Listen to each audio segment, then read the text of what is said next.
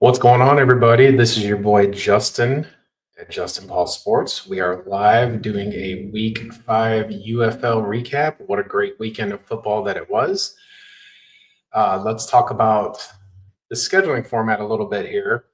One thing that I do like to see is a little bit of we're spread out, right? We're spread out all over the weekend. It's kind of nice. What happens when we're spread out is people can make more time for their weekend. I mean, there's 4 games, and when there's 4 games every week, we can go do our things.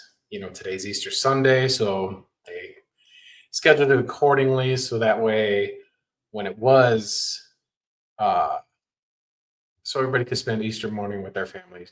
Everybody could spend, going to service, doing what they do on this holiday, catching up with family and friends. Personally, I made myself a wonderful Easter ham. And with the ham, it was absolutely delicious.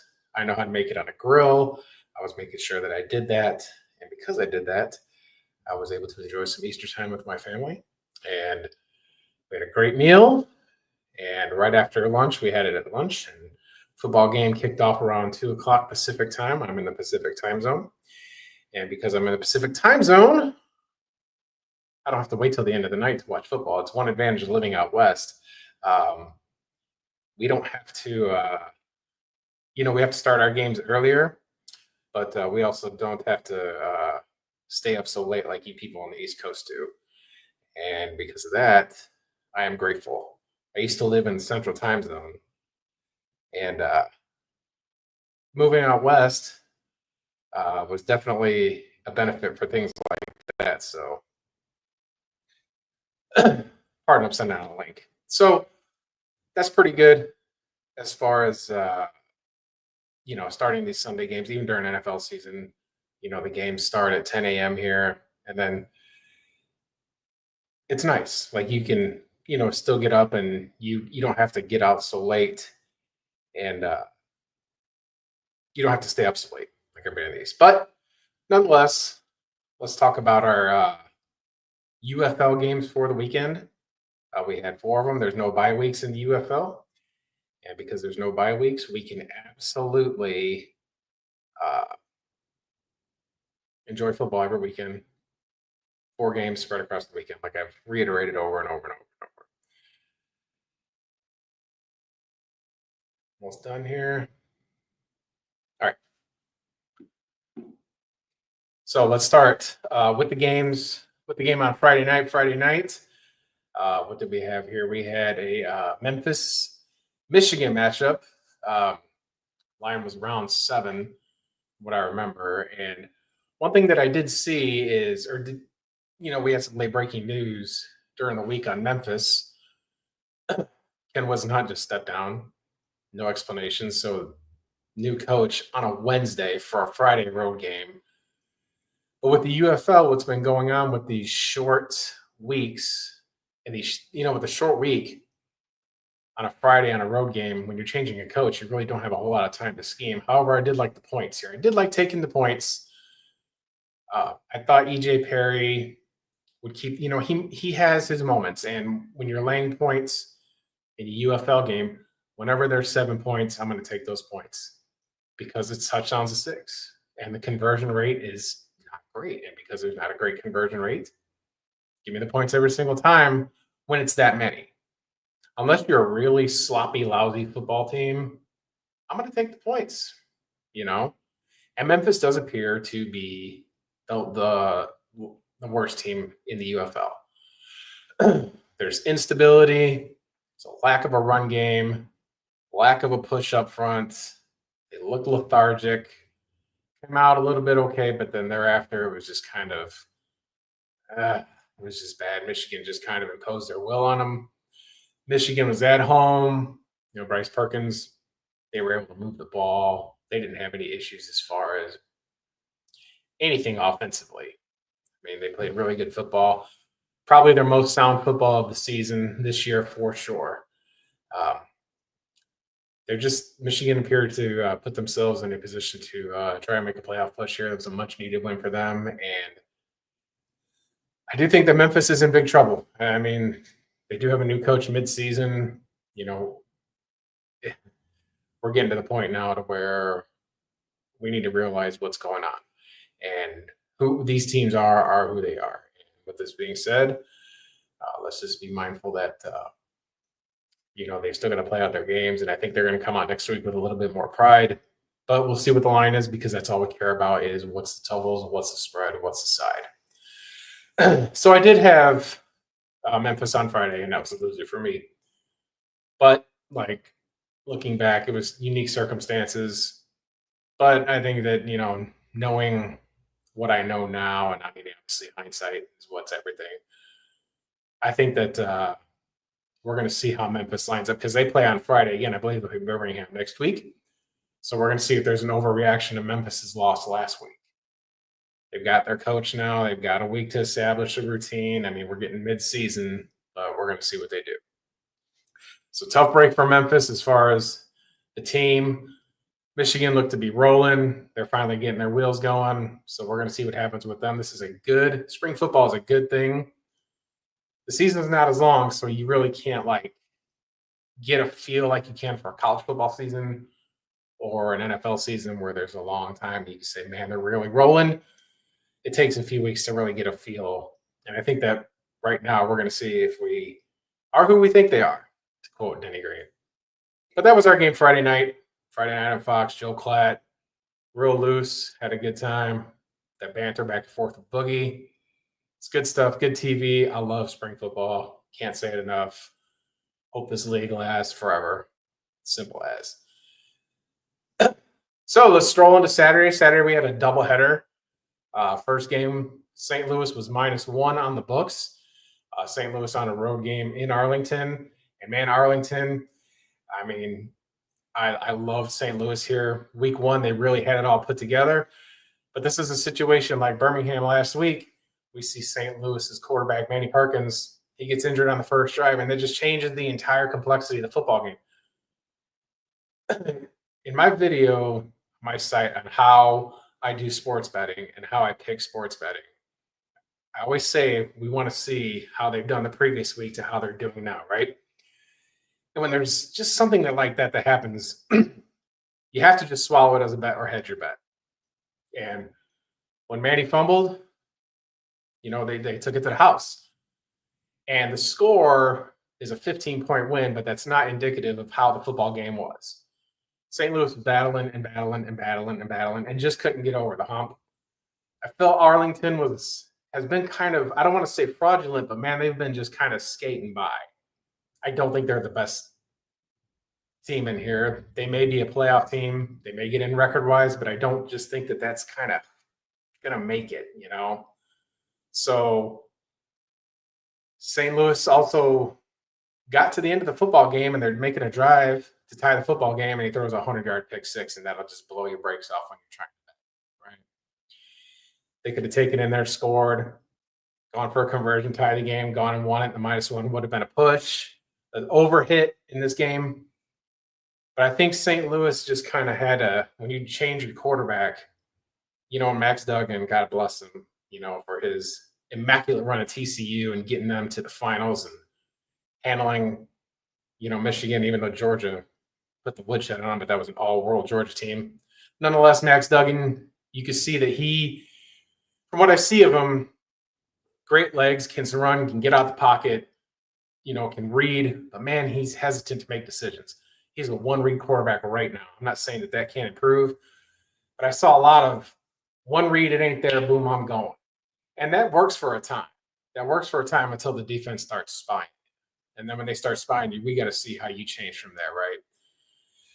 Tough showing, like I said, for St. Louis. I think when your quarterback just gets dismantled like that and just can't hang around, they just, couldn't get their wheels going. And we're going to see who starts for them next week. I don't know the injury report. I don't know what's going on. I haven't looked at it yet. I don't know how long Manny is out for, but we're going to see. We're going to see what goes on. Also, Arlington has had consistency at the quarterback position. Now, the king of spring, Luis Perez, he's definitely made for this league. He'll never be an NFL, caliber player, but he is made to play in spring football, and he doesn't lose football games, but I don't think he's going to go win you a football game. I think he's the epitome of a quarterback who plays the quarterback position, right?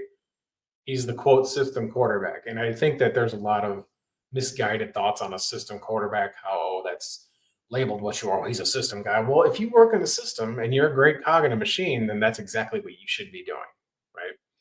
So Bob Stoops has a steady Arlington football team. They're steady. I think that they're, in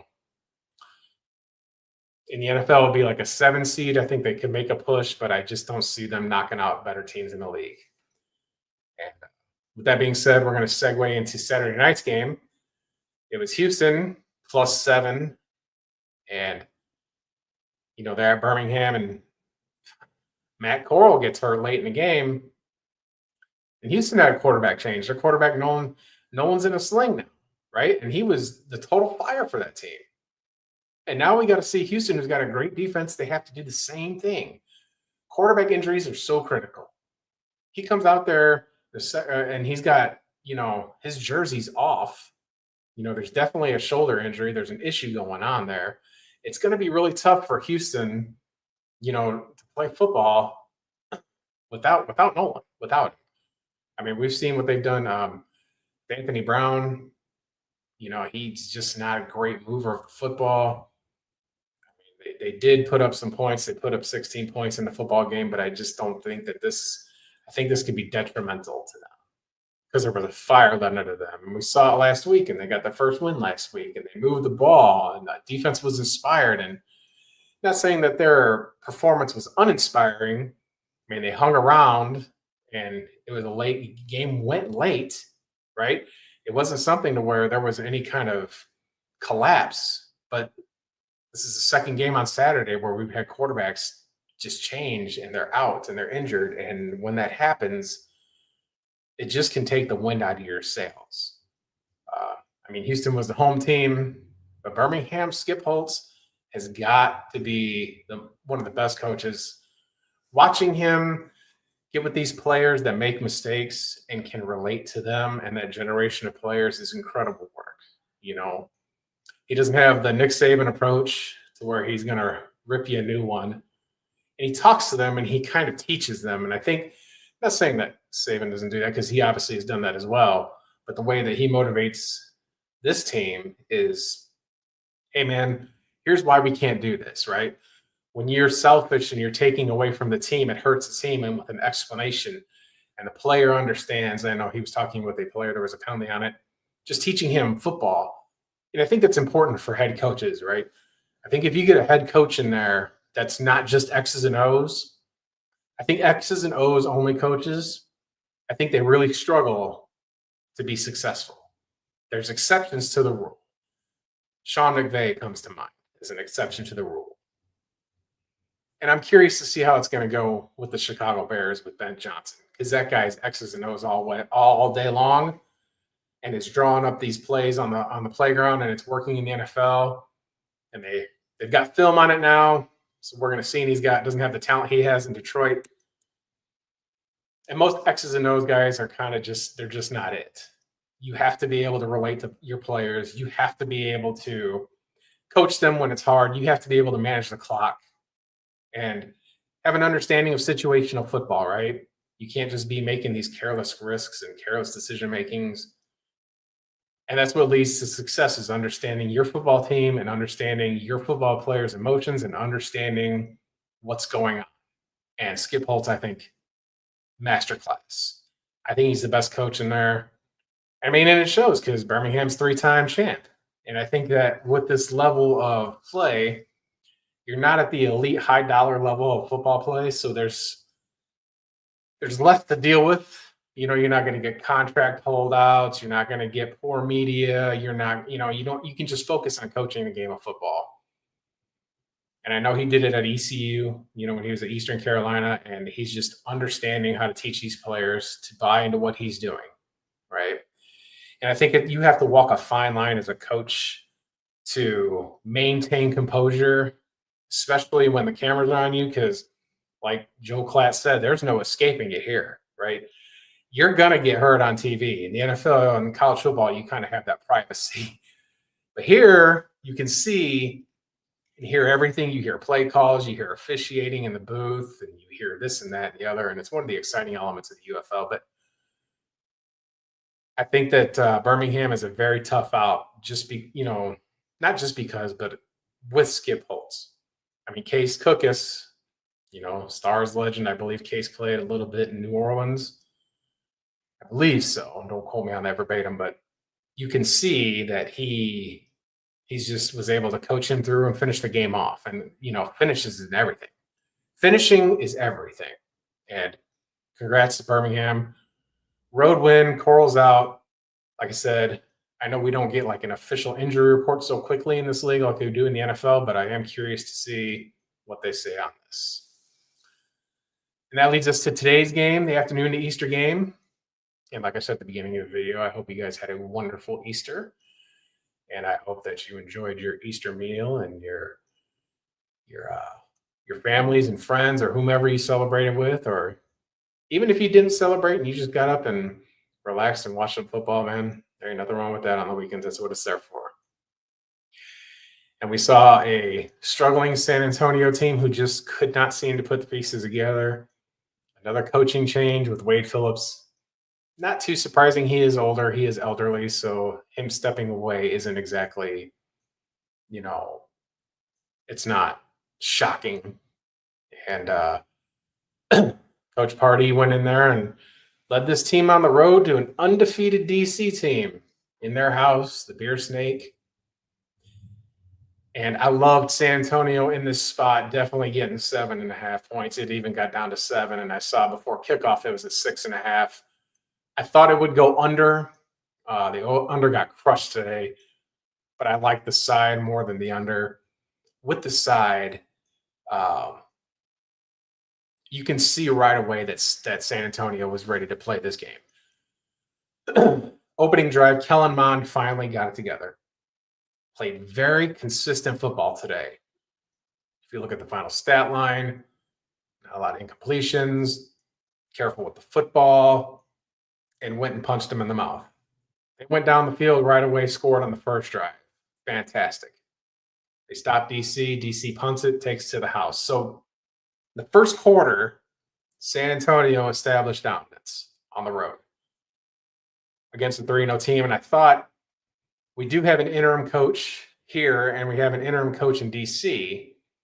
However, he took over before week 1 and pulled off that win in Birmingham and gave Skip Holtz a piece of his mind in the week 1 game. But I personally felt that this might be a game where inexperience for coaching for DC would happen, and I believe that that's what happened. I think that they pounded their chest internally this week a little bit and said, we're 3-0, we're at home, we're playing a team that's struggling. And I get the vibe that they took San Antonio lightly.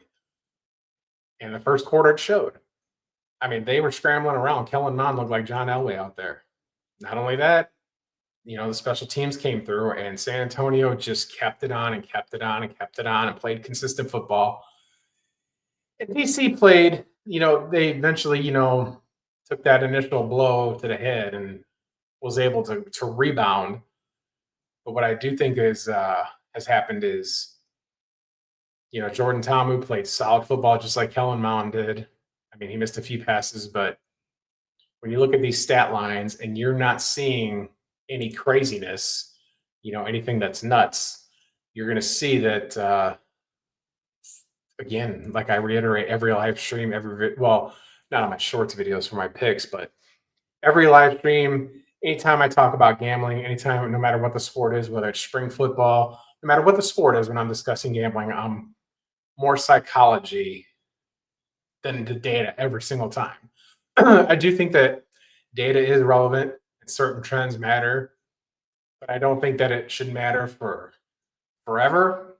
I don't care about last season. I don't care about these, we haven't won in such and such play. Get out of here. I don't care. If you're betting, a smart bettor is not going to care about that. They're just going to care about last week, who's on the line, who's the quarterback, how's the team vibing right now. And usually that can give you an indicator of whether a team's going to cover and how they're going to play. And I've got a winning record in the UFL. I've got a winning record this season also on Major League Baseball. If you look at my shorts, I've been picking dogs like crazy. I had the Diamondbacks today, plus 100. Rain delay, right? They usually kind of hinders the home team cycle a little bit. Plus, on a afternoon game, when it got pushed to later in the day and it's cold and wet in Chicago, I love the Diamondbacks today. But this is a UFL recap, just kind of explaining how it goes into gambling and betting, and sports betting is what I love. It's one of my passions. Has been since I was a kid. Fun fact about sports betting, my very first bet that I can remember was with my mom in the 1990 World Series. She loved the A's, and I thought the Reds were so cool, and Jose Rijo and Eric Davis, Chris Sabo, and they swept them. My mom was not happy about that. I remember being a young man, and that turned me on to betting. And next year in the World Series, I bet the Twins over the Blue Jays. I'm sorry, not over the Blue Jays. That would have been American League. It was Twins over the Braves, and it went 7 games. And I won $20 in 1991, which is $100 kind of today. Of our classmate, I was just getting into middle school, and have learned all the ups and downs about betting. But mostly when it comes to football and basketball, those are what we like to bet on, what I like to bet on. And that leads to understanding teams and understanding their needs and their strengths and weaknesses and any press. And in the UFL, it's really hard to get press, whether it's positive or negative. You just get the press on coaches fired, coaches out, here's an injury, something along those lines. It's not like hundreds and thousands of people that cover the NFL that have all these live streams and have their channels and have their Twitter and all this and that. And you can get any kind of news or rumors. You don't see Adam Schefter scooping the UFL. You don't see it. You don't see podcasts on the UFL. You just see independent media like me or people who love minor league football. And I do have an account on X. If you want to follow me, it's at Justin Paul Sport. No S. There's no S on that. It's too long. It won't fit with the S on there. And I know that some of the people that I discuss on there UFL with, and I've discussed gambling with, they're great people. And what I try to do is post winners every single day. I love spring football. Got the winning record this year, and we're going to keep that winning record going next week. We got a 4-game slate next week. In fact, I'm going to take a moment here and look and see next week's lineup real quick. And our Friday night game, a little bit of a preview, just taking a look here. Friday, we've got Memphis going to Birmingham, so I was right about that. We got 0-4 against 3-1, but I don't care about those records. Don't care about it when we're betting. You might as well just show me who's home and who's away. I mean, there really hasn't been a whole lot of home field advantage because there hasn't been enough fans, but you see them at the St. Louis games, that's for sure. Saturday, we got one game. It's Michigan at St. Louis. I really think that we're going to have to see who's coming out of quarterback for St. Louis. I think even if Max Duggan is the guy and they go all week, I think they got a real good chance of winning that game. St. Louis is kind of, going to need this one. They need this one, 2-2, so we'll see what happens there. Sunday, we got a doubleheader. We got DC at Arlington. So DC just got hit in the mouth. We're going to see how they recover. Bob Stoops home, big win for Arlington. So this is a spot. If the defenders are 7, I'm going to jump all over it if they're +7. I don't think they'll be that high because they're both 3-1, so I don't expect that to happen. But we'll see. We'll see where the points are on that. That might be an under game because I think both got something to go on there. And then Sunday night, we close out. We got Houston at San Antonio, and I want to see who the quarterbacks are. I mean, right now, if Kellen Mond is playing steady, solid football, so I've got a number in my head what I think that will be, and we'll just see what Vegas lines up. And you guys will see my posts every day on my betting picks, and I bet all the UFL games, so you won't miss a single one of them. Every UFL game goes up, every single one. And when the CFL hits, I'll have every CFL game capped as well. But we do got a pretty good solid lineup next week, especially the early Sunday game. And that's the most intriguing matchup for me is the Sunday games. We'll see if Memphis can get it together. I mean, I don't know. Just don't know. But this will be the halfway point of the season next week already. It's flying by. And once the UFL wraps up, we'll be mid CFL season will start kicking off right when this ends. And that'll carry us over into NFL preseason. And then it'll be football season. And summer will be over before you know it in a blink of an eye. So, with that being said, I think I'm going to wrap up this stream. I don't see any comments or questions. So, thank you for the one person who is sitting here. I know a couple people have popped in. And I hope that you are loving spring football as much as I am. And keep following me on YouTube, this channel. Follow me on X at Justin Paul Sport. I put up picks every single day. We are here to win money. We are up on the year. And that is the one key of gambling in sports betting is to win. It is not to lose. We do not like losing.